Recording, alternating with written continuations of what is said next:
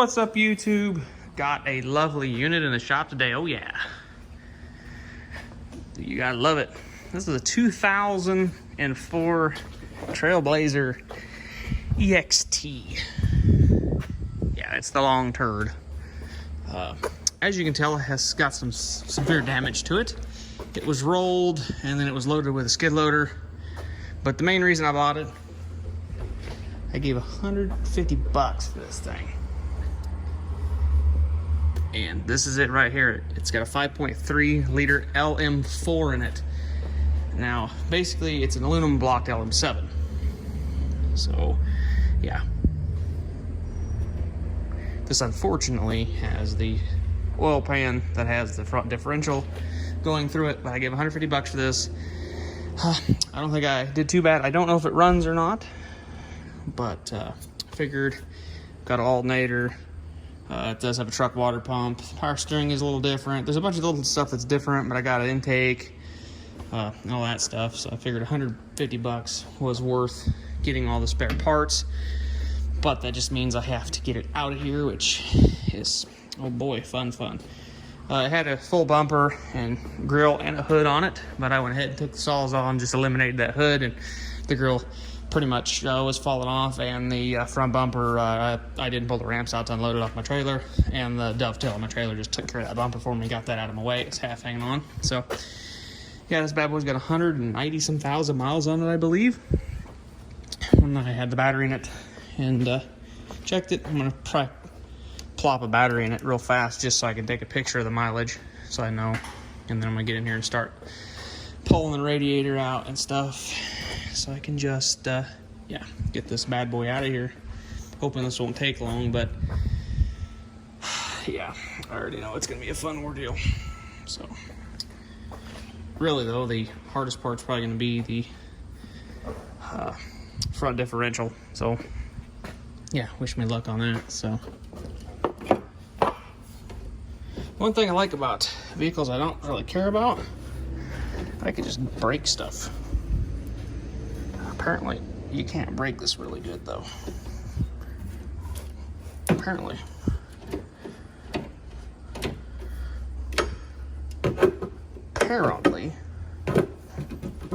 This is made of some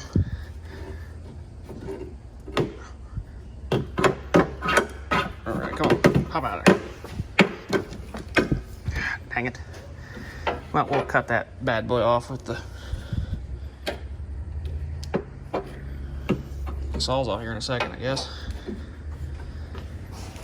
But I can feel myself as getting in my way real easy, like so. Ooh, almost. I guess you'd just work around that if you had to. See, and then just posit it right down in there. So, anyways, yeah. So we might cut you guys back on when I get a little further of pulling this bad boy out. So, get to see you guys in a second. All right, guys. So I'm gonna give you a little bit of info on this motor pole, this LM4. If you ever have the option to do so, don't. Yeah, it sucks. This platform just sucks. Engine pulling wise. To be honest, if you're going to do it, I would remove the body, and I wish I would have now, but the engine's out.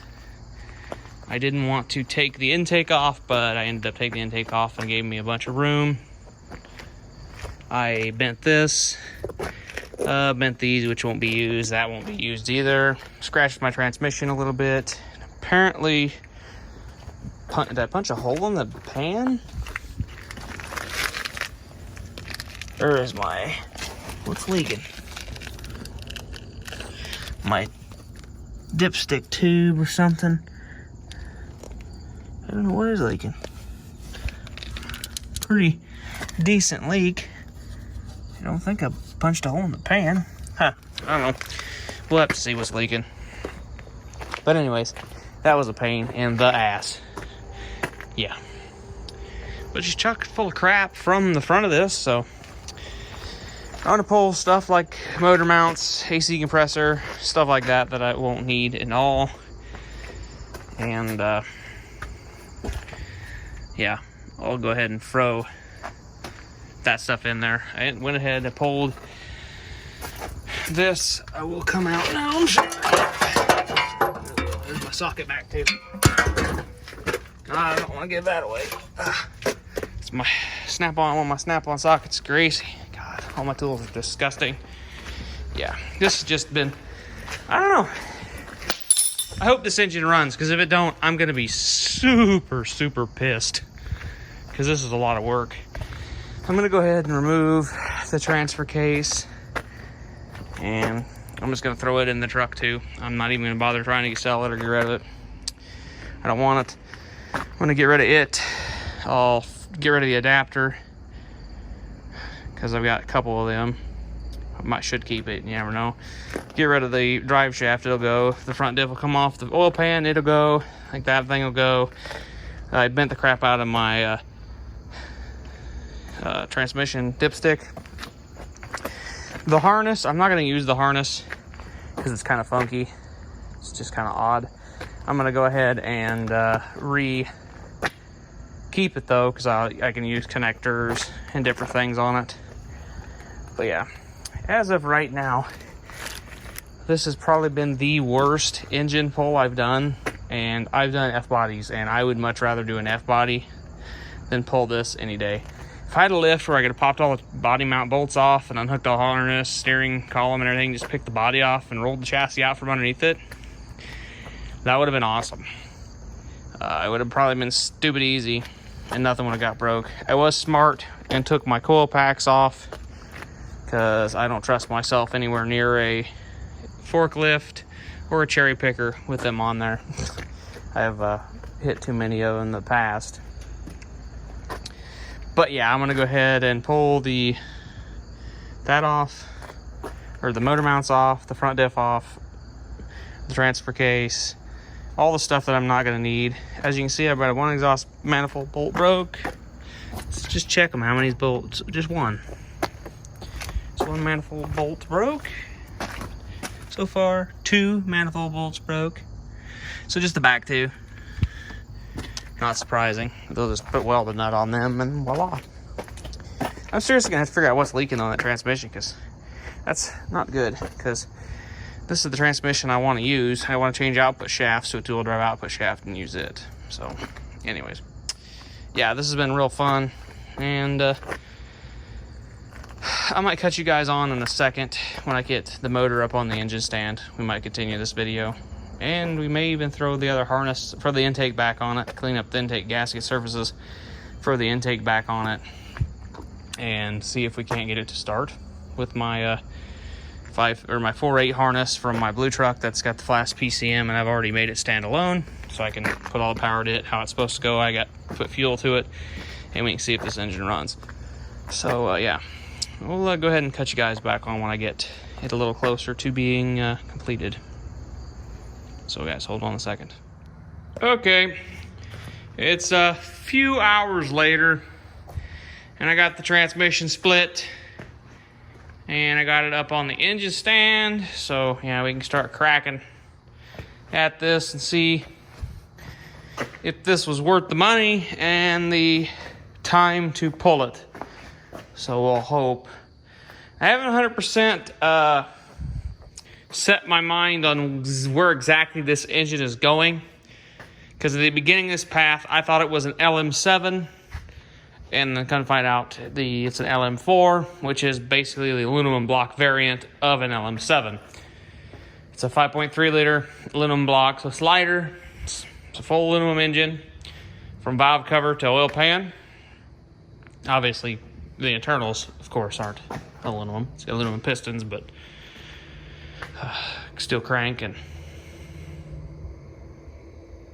or probably an iron. I don't know if it's got a steel crank or an iron crank. Not sure on the LM4 anyways. So, but yeah, it's got cast iron exhaust manifolds. Whatever I put in, it'll most likely have headers. It's got 862 heads. I don't really know the 862 heads real well, but yeah, I thought about pulling the valve cover off just to see how it looks. See if it's a sludge engine. So yeah, guys, I will do that real fast because that won't take no time at all. Beans the coil packs are off. I'm gonna buzz them off real fast, turn this back on, we'll see if this is a sludge engine or not. Well, it looked like I lucked out. There's a little bit of sludge down at the bottom there, but that bad boy is pretty clean. Of course, I don't know what underneath the valley cover looks like, but I will replace the valley cover gasket and stuff too if the compression checks out all right. Over here, you really can't tell. Let me grab a light here.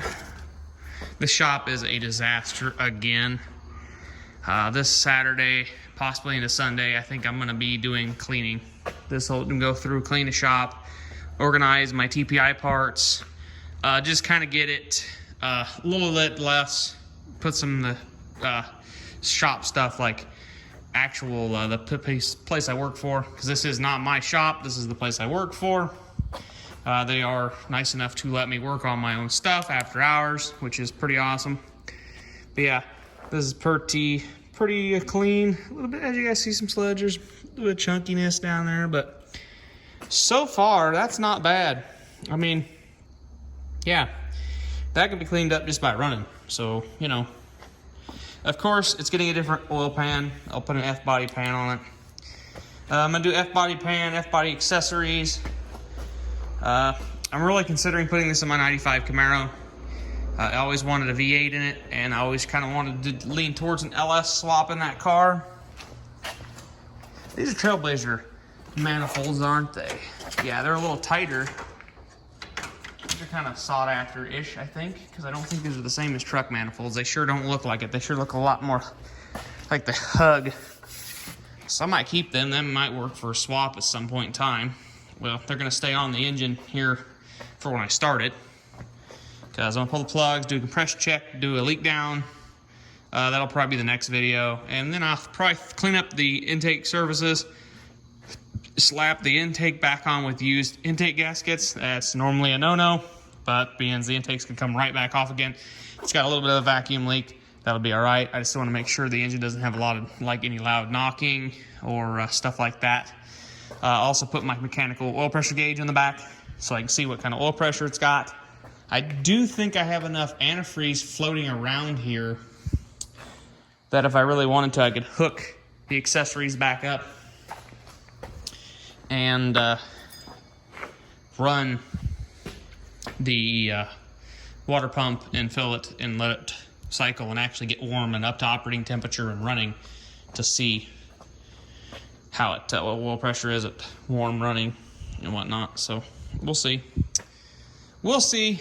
But just right now, I'm pretty happy with, because that's not too bad at all. That's good. That's way better than my 5.3 that I pulled out of my blue truck was. And I treated that truck pretty good. It got pretty regular services. So whoever owned it before me wasn't so nice to it. But an engine will slowly clean itself out too, because the 5.3 that's in my 83 was really sludgy too. It was a pretty sludgy engine as well. And I've known that engine since it was low mild. It was in my dad's pickup, and it wasn't treated the greatest. It didn't get the most timely oil changes, so it got sludgy, and it sat a lot. So yeah, it does look pretty good. I'm happy. As long as it's mechanically sound.